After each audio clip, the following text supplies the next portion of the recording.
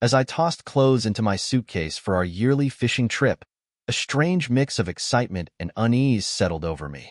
Usually, this trip was something I counted on, a cherished tradition with my best buddies from childhood, where we'd gather with our wives and enjoy a break from daily life. But this year, it already felt off. Brent, one of the regulars, had to skip the start of the trip because of some business event, meaning his wife Joan wouldn't be joining us right away either. Then Neil got called into a last-minute meeting, so he and his wife also had to bail. Once Laura found out she'd be the only wife on the trip, she decided not to come at all. It was disappointing. Our trips were more than just getaways. They'd always brought us closer as friends and had even sparked some good energy in our marriages. Now, though, with just us guys, it didn't feel the same. I was still looking forward to it, sure, but something was missing, and it gnawed at me. I kept thinking about how much I'd miss having those close moments with Laura. In the days leading up to the trip, Laura and I actually seemed to reconnect, almost like we did in the early days. The passion between us had resurfaced, brief but intense, making the shift in our usual routines feel bittersweet. For most of the past year, though, things had been flat. We still had our moments, maybe twice a week if we were lucky, but it felt more like we were just checking a box than sharing something real.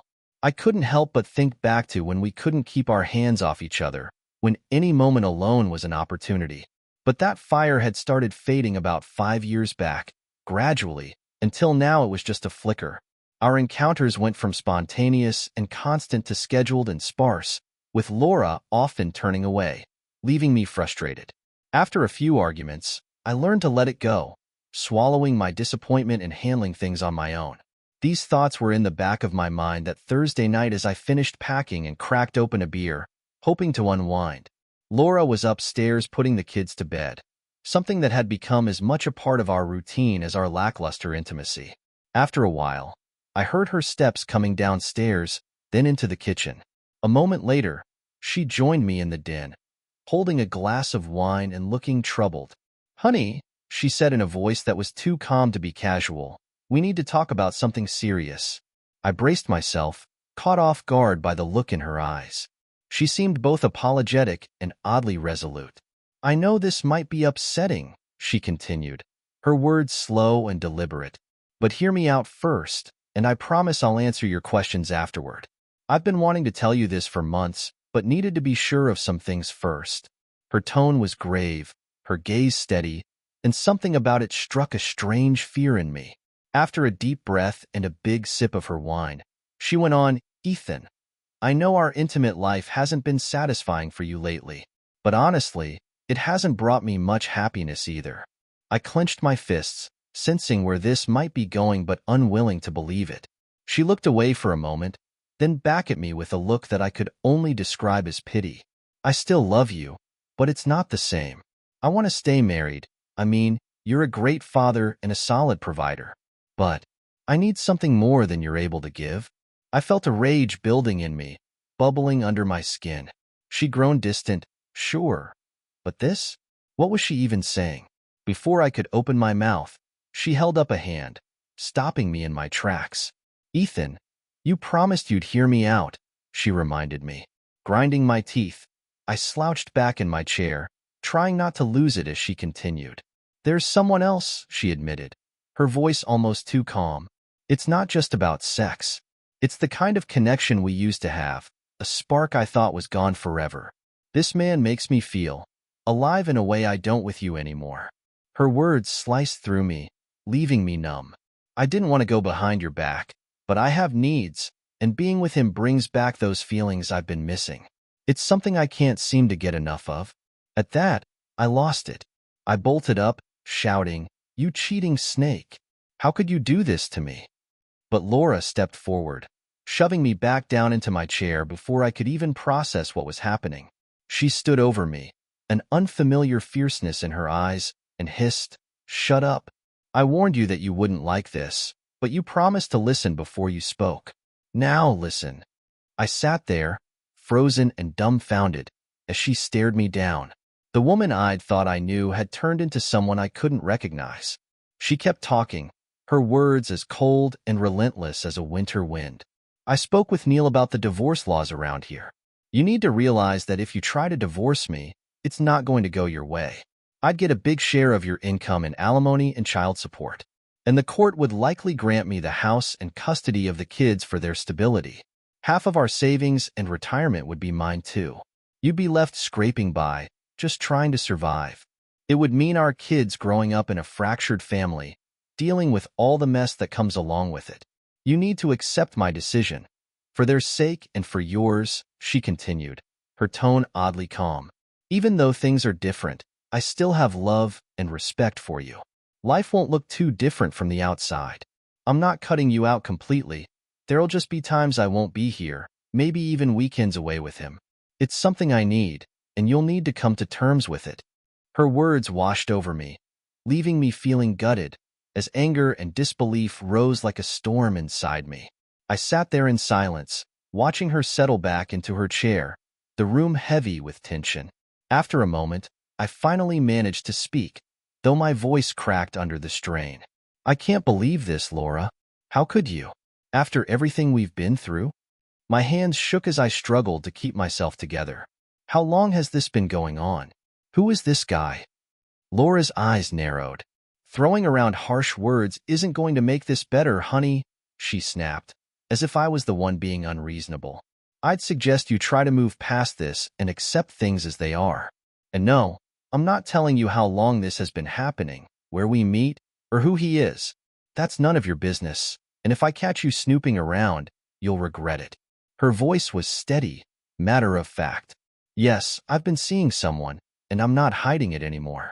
All the sneaking around has gotten exhausting, so from now on, I'm being upfront with you. When I go out, I'll let you know so you can look after the kids. But that's it. Trying to interfere won't end well, not for you, and definitely not for the kids. So if you care about them, don't do anything you'll regret. I sat there, feeling utterly blindsided, as she laid out every brutal detail like it was nothing. She didn't flinch, didn't falter. It was painfully clear she'd been planning this for some time. I gathered my thoughts, trying to find some sort of leverage, and said, I'll call the guys and cancel the trip. This is something we need to sort out now. But before I could reach for my phone, Laura's hand shot out, grabbing mine in an iron grip. She stared straight into my eyes. No, you're not canceling anything. You're going on that trip as planned. The kids are already set to stay with your parents.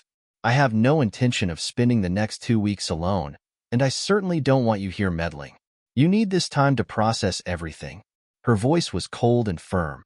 I've taken steps to make sure you follow through with these plans, she continued, her tone chilling.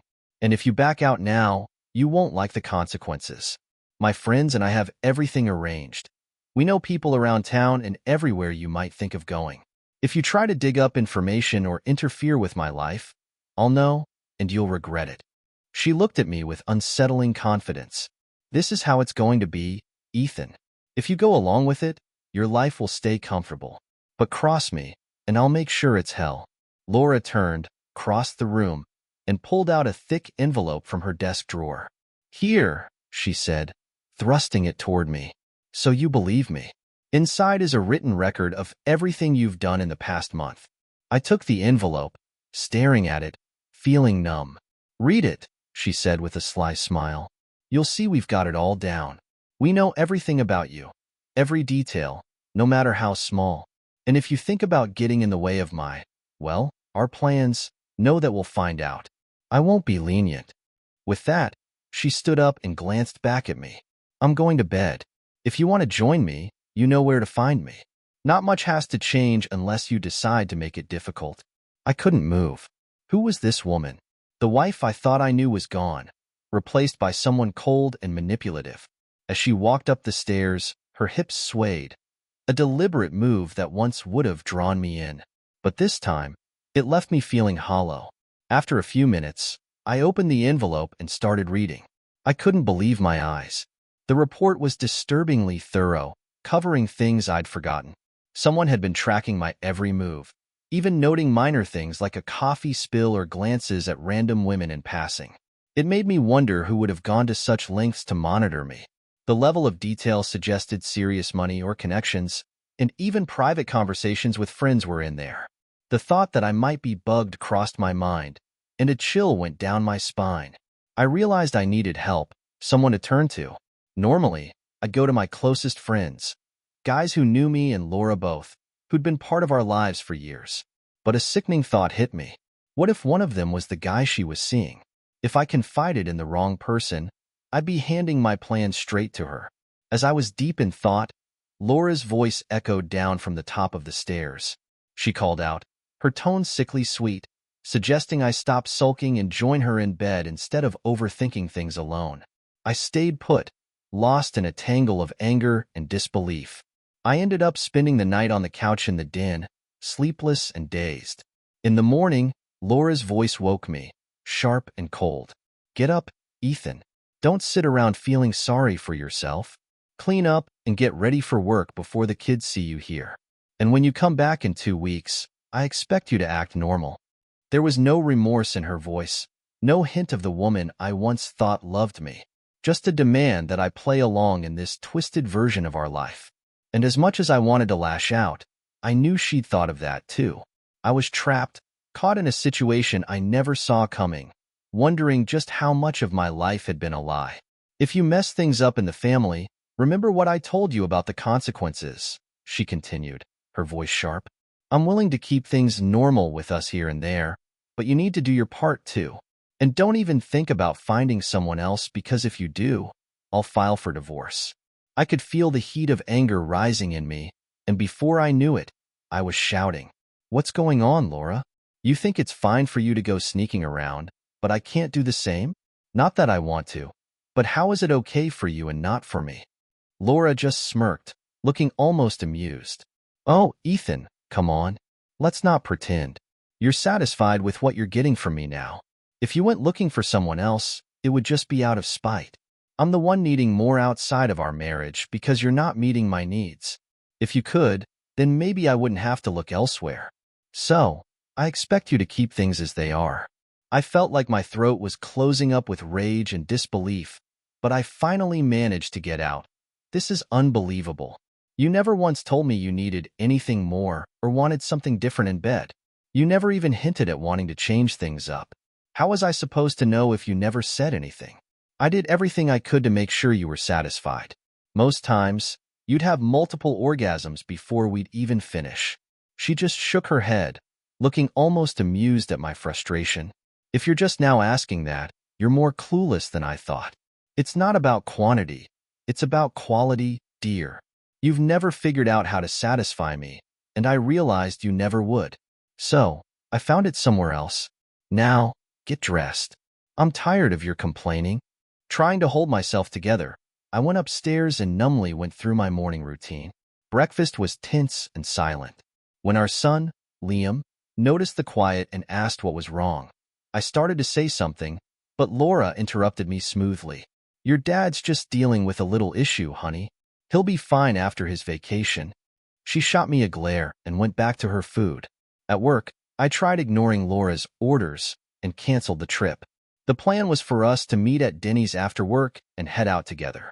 I had my F-150 truck ready, spacious enough to fit everyone's gear. Clark was riding with me, and Neil was taking his car since he'd have to leave early on Wednesday. When I called Clark to explain that I wouldn't make it, I offered him my truck for the trip. His response threw me off. Oh, Ethan, that's not happening. I just talked to Laura, and she warned me you might try to pull out of the trip. She mentioned you've been pretty stressed, but she checked with your secretary and knows you don't have anything important scheduled. I promised her I'd make sure you come with us. If I have to, I'll come over and drag you myself. I started to push back, to refuse outright, but something held me back. Was Clark? No. Laura said she'd be leaving this weekend, and Clark was supposed to be with me. But then, Brent was staying behind until midweek. Could it be him? Or someone else? My mind was spinning. I needed to think this through and come up with a plan. I wanted to buy some kind of surveillance equipment, but how? Laura and her friends tracked everything: credit card charges, phone calls, even cash withdrawals. They'd spot anything out of the ordinary. I was still sitting at my desk, lost in thought, when my phone rang. Laura's name flashed across the screen, and I felt a jolt of dread. The second I picked up, she started in on me.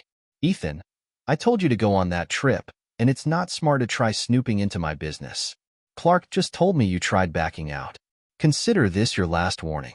Don't mess with me, or you'll lose everything, including the kids. Do you get it this time?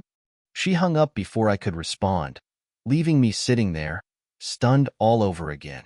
Had Clark betrayed me? Was he involved, or was he genuinely concerned? The more I thought about it, the more I realized that my friends didn't feel like my friends anymore. Somewhere along the line, it seemed like they'd drifted closer to Laura. Was I just an outsider tagging along now? Surely, not all of them, right? Eventually, I decided it was better to go along with things and met the guys at Denny's after work. They were laughing and joking, but I sat there in silence, struggling to hide my mood. Neil finally noticed and leaned over. "What's wrong, man?" I hesitated, wondering how much to say, then mumbled, "Laura's been saying some crazy things, and I don't know what to do about it. If she means any of it, my marriage is in trouble." Clark exchanged a look with Dawn, and he laughed. "Oh, come on, Ethan. Laura called me today saying you were trying to bail. She mentioned you've been on edge lately and that you could use this trip to get your head on straight. I told her we'd make sure you got out here to relax." Neil joined in, nodding. "Yeah, you have been a little distant lately. Nothing a good break can't fix. I've got a case of beer and some of your favorite whiskey in my car, ready to go. Cabin time always used to cheer you up." Then, turning to me, he added, "Look, man, we're going to have a great time. So the wives aren't here this time. More time for us to drink and swap stories." We headed out, driving up to our fishing spot by the stream. It was only a 2-hour drive, and we got there in time for some serious drinking before bed. The next morning, both guys were itching to fish, so we set out early. For a while, I felt some of the tension ease, letting myself focus on the fishing instead of everything else. But as the day went on, thoughts of Laura crept back into my mind, clouding over any peace I'd found. I couldn't believe Laura really meant everything she said, but her words kept gnawing at me. Instead of focusing on a plan, I let Neil and Clark talk me into more drinks. By the time we sat down for dinner, I was well on my way to feeling numb. Neil leaned over, giving me a serious look. "All right, Ethan, spill it. You're sitting there like you've lost your best friend, but I'm still here. What's going on?" Part of me hesitated, but if I didn't talk to someone soon, I'd lose it. These guys were my oldest friends, and I trusted them with everything. So, I laid it all out. The way my marriage had been struggling, how Laura had dropped that bombshell on Thursday night, how she admitted to seeing someone else. When I finished, Neil just stared at me. "Ethan, are you sure that's exactly what Laura said? It doesn't sound like her at all. We've known her for years, and she's always been the sweetest, most caring person." "Yeah, well, it's what she said, as best as I remember it," I replied, frustration building. "It's hard to believe, but there it is." Neil leaned back thoughtfully. "Look, Ethan, I can't predict how a divorce would play out, but Laura's not entirely wrong about the potential fallout. If she's seeing someone and she's being discreet, you've got a choice to make. Think about the impact on the kids, the emotional toll it would take on everyone. Courts almost always favor the mother unless she's proven unfit, so you'd probably lose custody. And then there's the financial side. You'd end up paying alimony, child support, maybe even college expenses. Laura doesn't work, so you'd have to support her until she remarried, if she ever did. And you'd probably lose the house, too, along with a big part of your savings and retirement. The child support alone would drain a hefty portion of your income. Plus, you'd be responsible for the kids' health care." Hearing Neil lay it all out hit harder than even Laura's threats. The reality of what a divorce would mean was bleak, even worse than I'd imagined. I shook my head, thinking out loud, "I have to know who she's with. She won't tell me, but I need to find out, and when I do, I'll make sure she isn't with him anymore." Neil looked at me with concern. "Ethan, I get it. I really do. But as a court officer, I have to advise against that. If you harm anyone she's with, I'll have to report it. My honest advice? Accept it and keep things steady. Maybe if she's cheating, she'll get it out of her system. Or maybe she'll change her mind. Either way, keeping things the same might be the safest move." I was furious. "Dawn, I can't believe you're saying that. What if Martha did something like this? Would you just accept it, Like Laura expects me to? Neil shifted uncomfortably. No, I'd probably be as upset as you are. But I trust Martha wouldn't do that. She knows I'm the best partner for her and wouldn't want to jeopardize what we have. She wouldn't risk hurting the family or me. But, buddy, for you, it's different.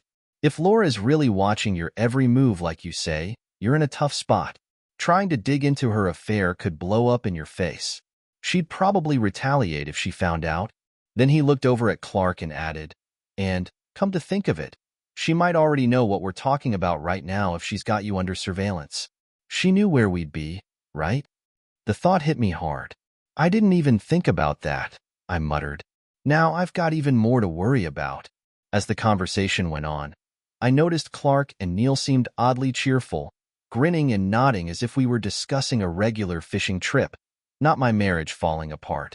I couldn't understand why they were so laid back about Laura treating me like this. Finally, I sighed and gave in. Forget it. Let's just have another drink. The next morning, I woke up before the others, needing some time alone. Grabbing my fishing gear, I headed upstream to my favorite spot. I was ready to cast my line when my phone rang, a surprise, since there was barely any reception out here. Seeing Laura's name on the screen, I almost didn't answer, but then I let it go to voicemail. When her message came through, I played it back, and her words sent a chill down my spine. Well, honey, my sources tell me you got some sound advice from Neil last night. I hope you're going to follow it. I love you, and you're too good a provider and father to lose. But if you try anything foolish, just know I can manage the kids without you. Now go enjoy yourself. I stared at the phone, dumbfounded. How did she know what Neil had said? There was no cell service at the cabin, no landline. The only explanation was that my gear must be bugged, and someone had to be nearby to catch the signal. Lost in thought, I didn't notice Clark and Neil lurking at the edge of the trees, watching me. They exchanged knowing grins and a thumbs up, then slipped back into the woods, heading toward the cabin. Think that'll keep him in line? Clark asked with a smirk.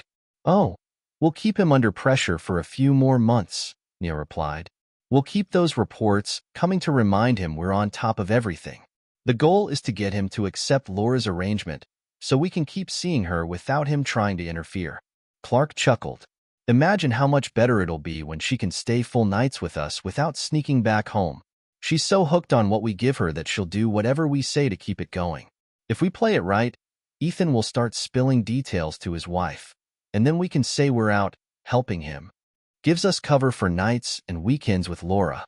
Meanwhile, I sat by the water, trying to focus on fishing, but my mind kept drifting back to Laura and everything that had come to light.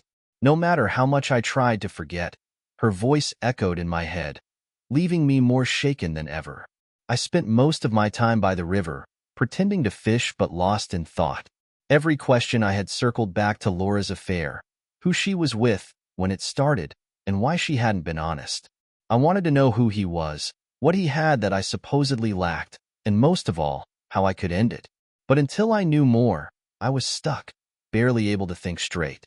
Meanwhile, Laura was enjoying her Friday night back home, preparing for a weekend with friends. She'd been ready for hours by the time her lover arrived.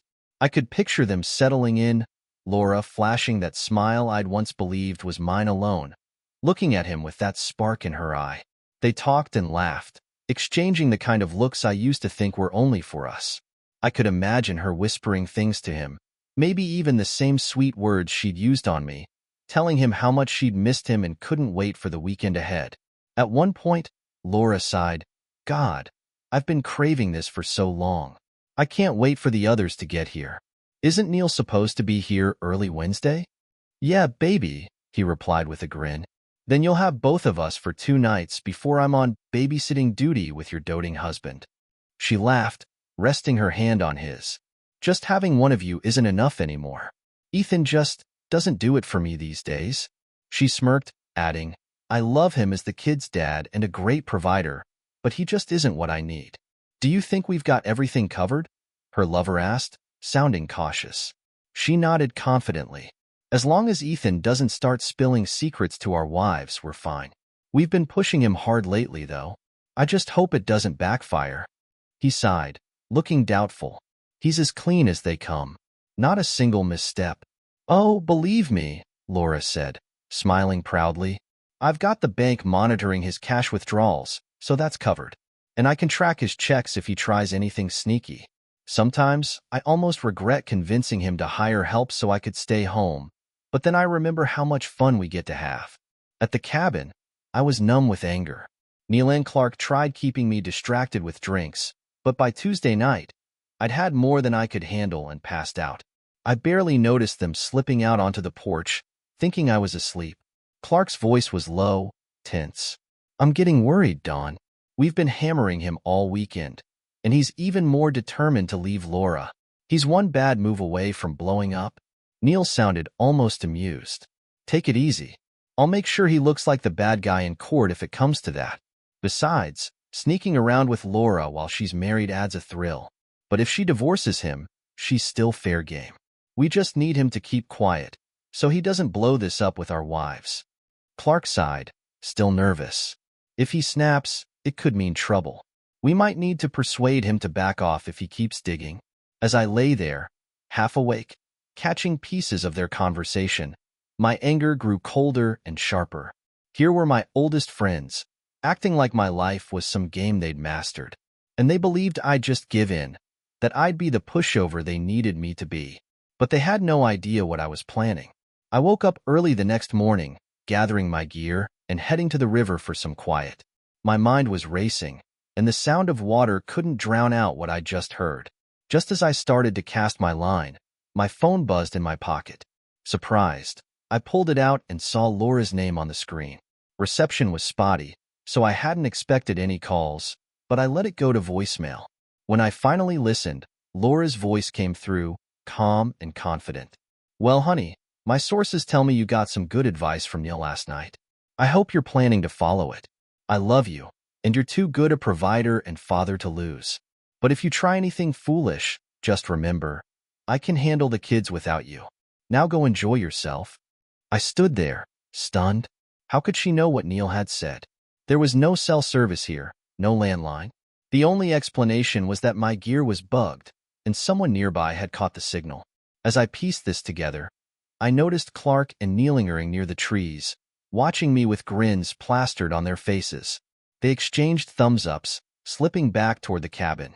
Clark's voice drifted over as they walked, low but audible. Think that'll keep him in line? Clark asked, hopeful. Oh, we'll keep pushing him for a while longer, Neil replied. If we keep those reports coming, he'll eventually just accept it. Then we get more time with Laura and no worries about him blowing things up. Clark chuckled, sounding relieved. It'll be nice to have her for full nights instead of just quick meetups. Laura's hooked on what we give her. She'll do anything to keep it going. And if our wives start asking questions, we'll just say we're helping poor Ethan through a tough time. As they laughed and headed back to the cabin, I realized I had no more illusions about my so-called friends. They thought I'd go along quietly, but they were wrong. One way or another, I'd make sure they regretted underestimating me. Now, it wasn't just Laura I was furious with. My anger extended to my so-called friends who'd been in on it all along. Before drifting back to sleep that night, I made a silent vow to handle this situation alone. No more relying on people who'd only turn around and stab me in the back. The following days at the cabin were tense. I kept my distance, speaking only when necessary, but Clark and Brent were clearly concerned. Each time they tried to press me, all I would say was, I'll find out who she's sleeping with, and I swear, they're both going to pay. My resolve only grew, and they knew it. Finally, it was time to head home. Clark rode with me, and we drove in silence, both of us too wrapped up in our own thoughts to break it.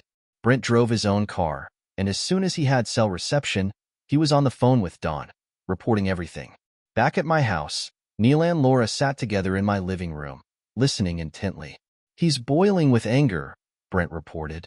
If anything, he's even more determined to make you both pay than when we first got to the cabin. I think it's best to lie low for a while. If he finds out, things could get ugly. Laura sat in stunned silence, tears streaming down her face, practically hyperventilating. Don, looking just as tense, sat beside her, his jaw clenched. After he ended the call, he pulled her close, trying to comfort her. Laura, Don't worry. I was hoping we wouldn't need drastic measures, but it seems we have no choice. Let's see how he behaves this weekend, and if he's still planning on causing trouble, we'll file on Monday. I'll freeze his personal accounts and get a court order to limit any business withdrawals. The judge will think he's draining assets, and we'll take control. Later that night, I arrived home, bone-tired but determined. Laura was waiting in the living room, looking upset, her eyes red and swollen. She was wearing one of my shirts, an attempt to look vulnerable, but her expression was defiant, almost taunting. I felt a surge of rage. She knew exactly how to push my buttons. Without a word, I walked past her. As I went into the bedroom, she tried to follow me, even attempting to join me in the shower. But I told her firmly to leave, saying I was done with her games. I thought maybe we could work through this, I said, my voice cold. But now, I don't see a chance for that. You've hurt me beyond anything I ever imagined, and I promise you, I'll find a way to respond to every last thing you've done. After pulling myself together, I went about packing what I could into my truck. With each trip to and from the house, I felt myself growing angrier. I just finished loading up when I heard Laura on the phone, speaking in low, urgent tones. The last thing I tried before leaving was to transfer funds from our joint account. But when I logged in, I realized the password had been changed. Locked out, I turned around to see Laura standing there, watching me with a mix of remorse and satisfaction. She gave a sigh and shook her head. I was hoping you'd come to your senses before it came to this. You're making a grave mistake, Ethan.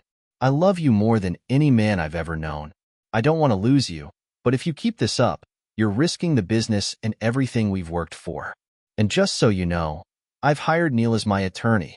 I just spoke with him about your behavior, and he'll be in touch soon. Her words hit me like a punch to the gut. Neil had been my lawyer for years, helping me build my business. I knew he and Laura were close, but this? I couldn't believe he'd turn on me this way. Without another word, I grabbed my things and drove straight to my office, not sure where else to go. The empty conference room was a strange comfort, a quiet refuge after the whirlwind of the last few days. On my way in, I stopped to speak to the security guard at the gate. I'm having trouble with my wife. She and her lover have threatened me. I need you to call in extra security and keep all unauthorized people off the property. The guard nodded, and I hoped that would at least secure my space for now. But my reprieve didn't last long. The next morning, as I was leaving the complex to grab breakfast, a man approached me at the gate. "Ethan Foster?" he asked. When I confirmed, he handed me an envelope, then walked off with a brief nod. I opened it on the spot and felt my blood run cold. It was a restraining order.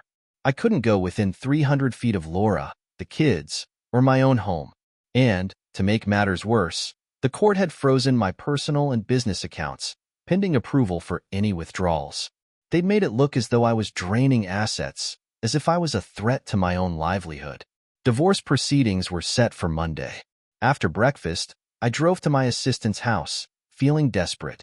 When she opened the door, she took one look at me and frowned. "Ethan, you look awful. What's going on?" "I need to talk," I managed, my voice barely above a whisper. "I need help. You're the only person I can trust right now. I'm sorry to barge in on a weekend, but I'm in trouble, and I have no idea who else I can turn to." She nodded, giving me a look of concern. "Come on in, Ethan." She stepped aside, and as I walked into her home, I felt a flicker of relief. At least someone in my life hadn't turned against me. Inside, I finally began to tell her everything, feeling the weight of it all pour out. As I spoke, I realized I had more resolve than I'd felt in days.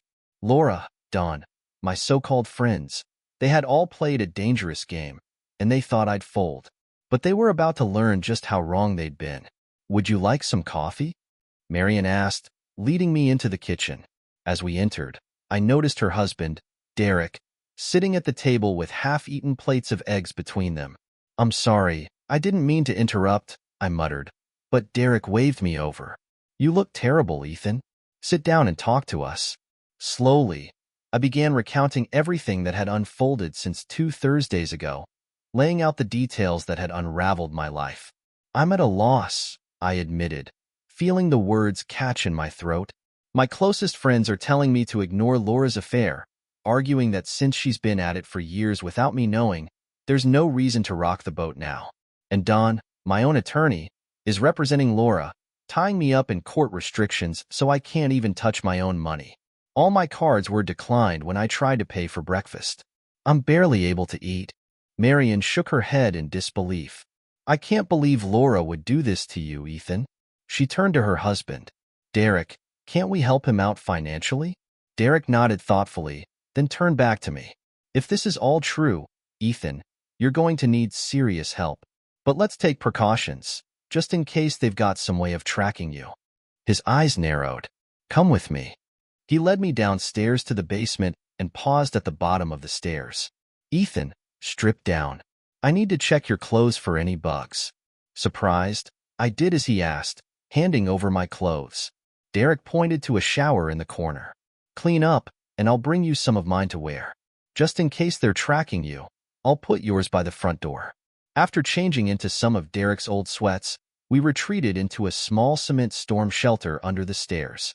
It felt odd, but they were taking this seriously, so I did too. For the next hour, we communicated through written notes, discussing how best to proceed. By the time we'd mapped out a plan, Derek left to reach out to some trusted contacts he thought could help. He assured me he'd handle most of the coordination and promised me the funds needed to get started on a private investigation. While we'd hoped Laura would stop her affair, we agreed it was best to monitor her and my so-called friends for any new developments. On Sunday, I joined Derek and Marion for a quiet lunch.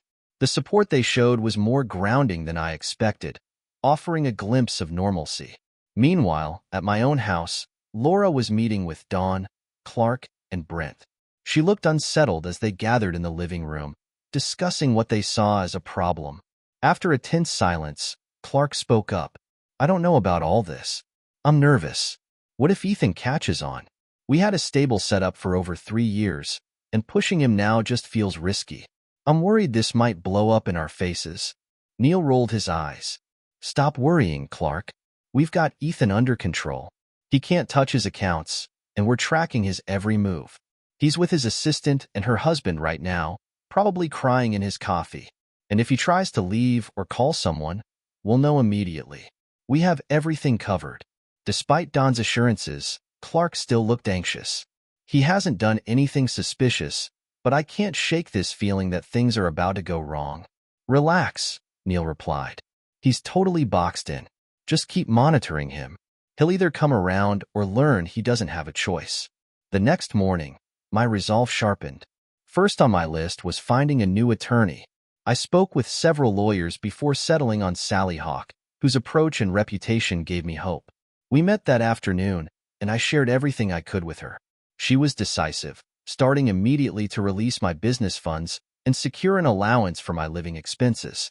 Sally also suggested hiring a private investigator to monitor Laura and authorized wiretaps and video surveillance on our property. We began divorce proceedings based on adultery. That evening, Derek handed me some initial footage from the investigator. Watching it was both devastating and infuriating. Laura was indeed involved with all 3 of my friends. The betrayal cut deep, but at least now I knew who I was up against. The next morning, I got to work, determined to set things in motion. I made 5 copies of the surveillance footage. One went to each of my friends' wives, another to Sally, one for my safe deposit box, and I kept one for myself. But I wasn't stopping there. Without hesitation, I uploaded the video to multiple amateur websites, using real names. If they wanted to destroy my life, they were about to get a taste of their own medicine. Ethan set up the site as pay-per-view, funneling any earnings from a hidden PayPal account to an offshore bank in the Cayman Islands. A smirk crossed his face as he realized that the digital footprint would lead back to Don's office. Neil had given him a spare key, making it easy for Ethan to set up everything from there. It was a small but satisfying piece of poetic justice. Ethan emailed still images of Laura's activities to some of her friends and family, choosing to do it from the local college library computers. He briefly considered using Don's office for this too, but figured it would be too suspicious. The library computers were easy enough. Many students left them logged in, and with no cameras in the building, there'd be no trace of him. By Wednesday, word was spreading fast, and Ethan received calls from people who had seen the video. Around noon, Laura herself called, her voice shaky and tearful. "How could you do this?" She sobbed. "I thought you loved me. I told you it was just sex because you couldn't give me what I needed. How could you ruin my life like this?" Ethan chuckled, unmoved. "Laura, I didn't ruin anything. You did. I'm just delivering the consequences I promised if you went through with this. Now that I think about it, I'm pretty sure you've been cheating for a while. There were plenty of nights when one of the guys made sure I'd be out late. A lot of things make sense now.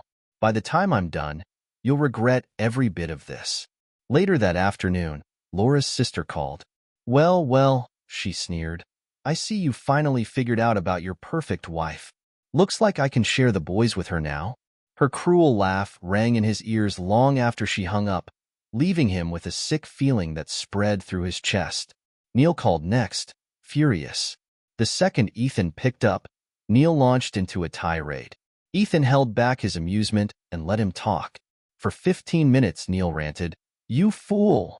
By the time I'm done with you, you'll wish you'd never crossed me. I'll be with Laura whenever I want, and we'll take most of your money, too.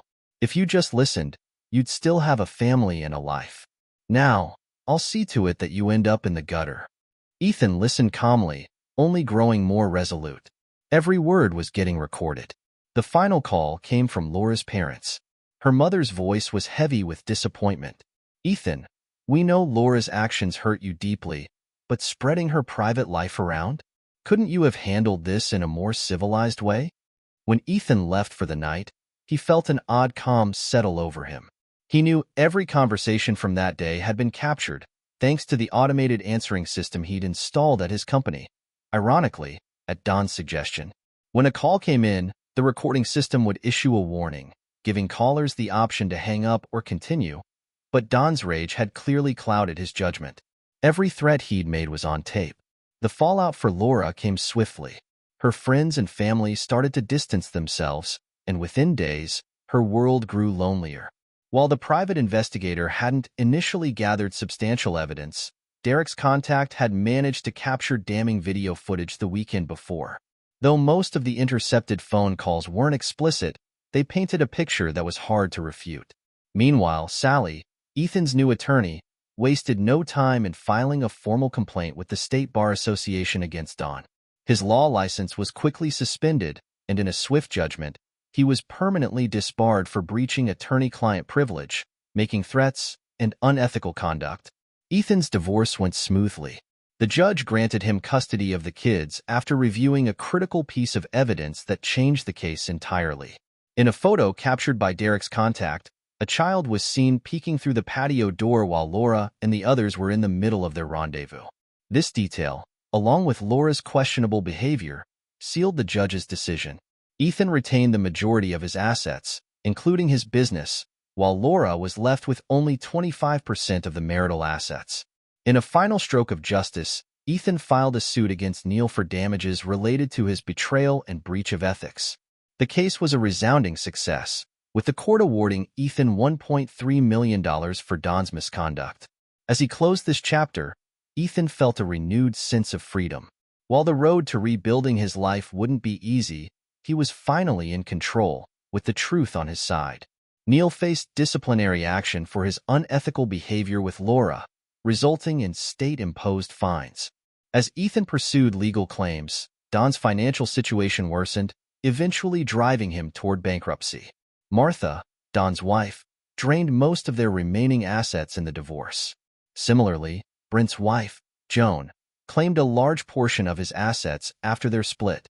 Surprisingly, Clark and Gina remained together after it emerged that Gina had willingly joined in the group's activities. However, Clark became increasingly uncomfortable with his friend's continuous exploitation of her. When Neil and Brent moved in with Clark following their own divorces, tensions hit a breaking point. One evening, a heated argument led to Brent assaulting both Neil and Clark. The brawl left Brent hospitalized and, eventually, both Brent and Neil were convicted and sentenced to a year in jail. Clark and Gina divorced soon after, completing the collapse of their once tight-knit circle. Nearly a year later, Ethan sat with Marion, discussing a recent article about Don, Brent, and Clark's fallout. Marion turned to him thoughtfully.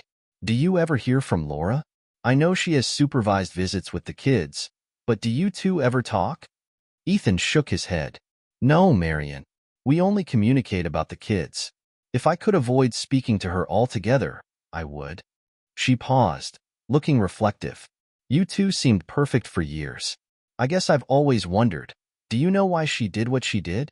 I just can't imagine how a woman who loves her husband could act that way. Ethan felt a knot in his stomach as he reached into his desk drawer, pulling out a folder. I don't know why I kept this letter, he said quietly. Remember when Laura's mom came to my office a few months ago, asking me to read this? It's from Laura. Marion took the folder, unfolding the letter inside. She began to read. Dear Ethan, you might wonder why I still call you dearest, but despite everything, you're the man I love. I know I've hurt you, and for that, I'm deeply sorry. My mistakes weren't intentional, but I owe you the truth. Our high school friendships complicated things, but none of that mattered until I made a mistake on our 9th anniversary. You were busy with work, and after drinking too much at a party, Neil and Brent offered me a ride home. One thing led to another, and I gave in to a moment of weakness. That night awakened feelings in me I hadn't known existed, leading to more encounters with them, sometimes separately, sometimes together. Whenever you were away, the thrill and fear of getting caught became part of the allure. Eventually, Neil suggested a way to make things more acceptable, thinking you might agree for the sake of the family. In my heart, I believed you'd understand and that we could keep our family together. But looking back, I see how much I betrayed you. I hope someday you can forgive me. Asterisk, yours always, Laura. When Marion finished reading, her face was somber. I believe she truly thinks she loves you, Ethan. I can see her remorse. But honestly, I feel like she was as much a victim as you were. Neil was no friend to either of you. I wouldn't be surprised if he made sure she drank too much that first night, just to take advantage. No true friend would cross that line. Ethan nodded, though he looked pained. I know, Marion, but I can't shake the feeling that she didn't tell the whole truth. She always seemed to give Neil more attention than I was comfortable with. We'd argue after parties because she'd let him get a little too close, but I never caught them in anything definitive. After I found out, I went as far as getting DNA tests done on the kids. You can't imagine my relief when they confirmed I was their father. He sighed, glancing back at the letter. I think she believes she loves me, but it's not real. Maybe it's affection or infatuation, but it's not genuine love. I was convenient, easy to live with, a good provider and father. But deep down, I wonder if I was her last choice. I loved her, but I don't think she ever felt the same depth for me. Maybe that's why she kept doing what she did. It was selfish, about her needs and desires. Marion placed a reassuring hand on his arm, giving him a sympathetic look. In that moment, Ethan felt the weight of the past year settle over him. He finally understood that while he'd once believed in their love, he could now let it go.